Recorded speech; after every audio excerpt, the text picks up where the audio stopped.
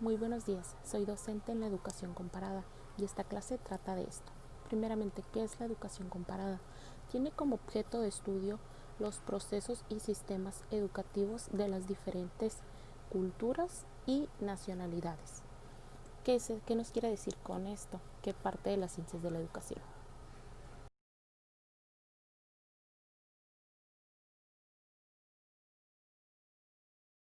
Muy bien, ahora adentrémonos más a su objeto de estudio. Esta analiza, clasifica y reúne toda la información acerca de los sistemas educativos de las instituciones, como los profesores, los alumnos, las disposiciones legales, su administración y los métodos.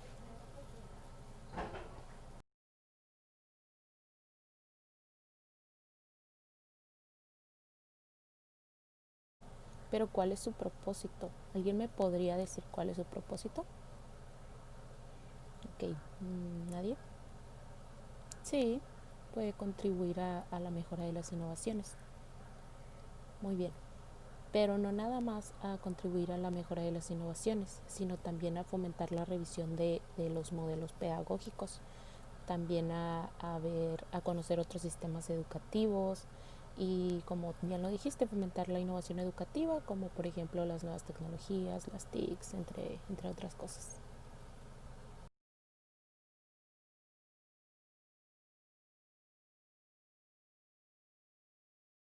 Ahora pasemos a sus finalidades. En sus finalidades podemos encontrar que esta trata de promover y de dar alternativas para un cambio o perfeccionamiento de un sistema educativo. Además, los temas que se pueden aplicar en las investigaciones comparativas son de fenómenos sociales o culturales y de obras artísticas sobre todo.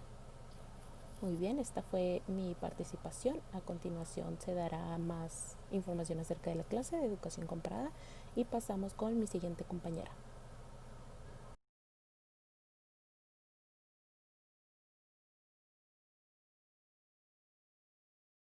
Hola, yo les voy a hablar lo que son las corrientes epistemológicas de la educación comparada, que son tres: el positivismo, el relativismo y el funcionalismo histórico. Comencemos con lo que es el positivismo.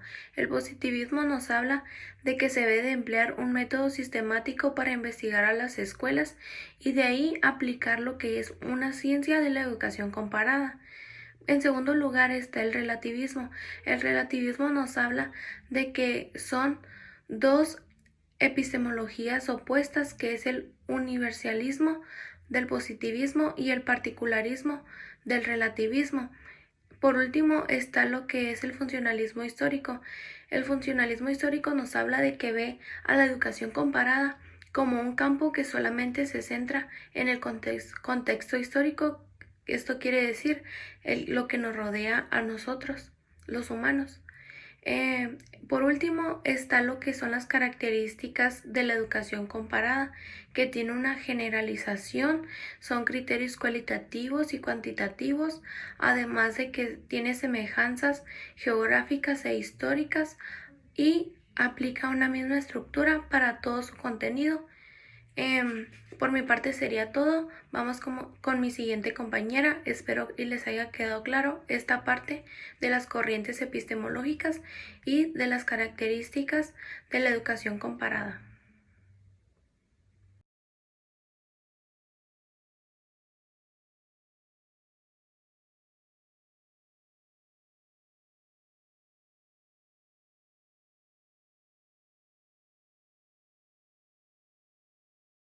Mi nombre es María Guadalupe Mendoza Cortés y les hablaré de las etapas del análisis comparativo.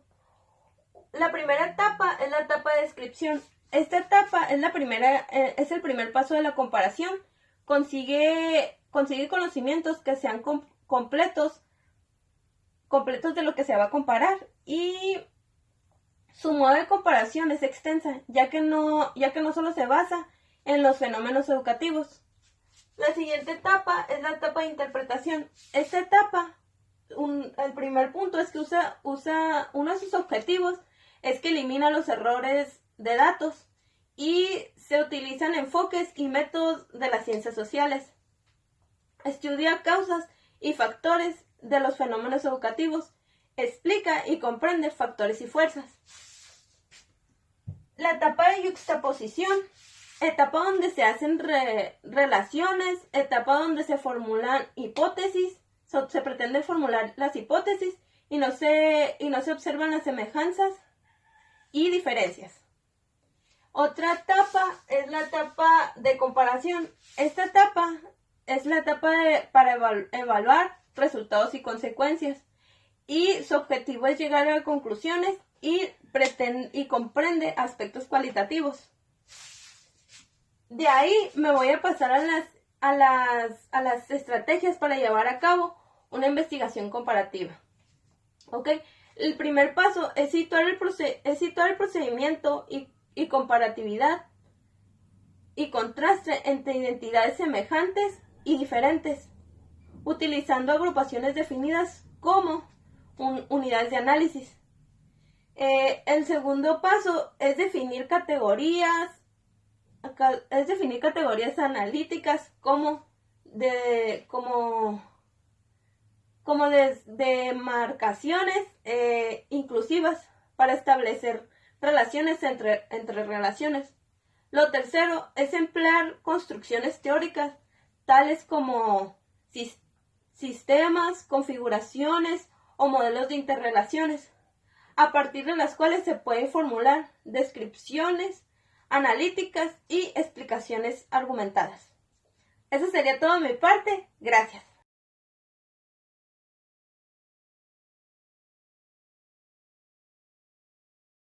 Hola, ¿qué tal? Mi nombre es Elsa Bobadilla y yo les voy a hablar sobre las etapas del desarrollo histórico de la educación comparada y sus organismos nacionales e internacionales. La primera etapa del desarrollo histórico de la educación comparada es la etapa estructural, la cual fue desarrollada por Julien en el año 1815, el cual es considerado el padre de la educación comparada. A principios del siglo XVIII se desarrolló la progresiva de la nacionalidad y la enseñanza nacional se volvió como un servicio público. En la etapa de los encuestadores, su máximo exponente era Victor Cousin en el año 1831. En ese entonces se enviaron a encuestadores de Europa y Estados Unidos a realizar encuestas por todo el mundo para poder recopilar información.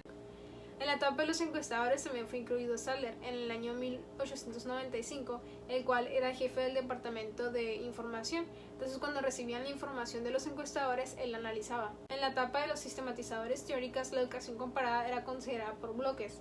Además de que se enviaba un poco más de información sobre los sistemas educativos a las aulas de clases para que pudieran conocer las comparativas que se han realizado de manera internacional o nacional.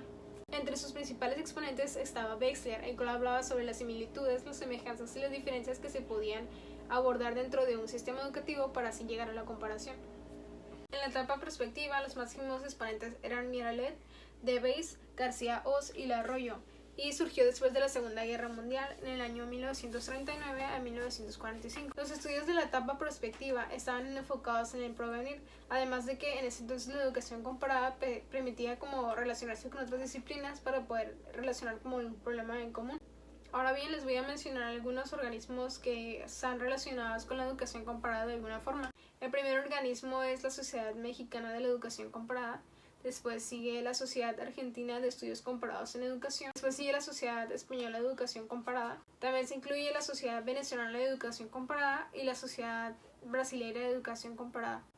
Como cada uno de los organismos mencionados anteriormente tenían muchísimas similitudes en cuanto a su modo de trabajar en la educación comparada, decidí hacer como una función general en conjunto de todos ellos.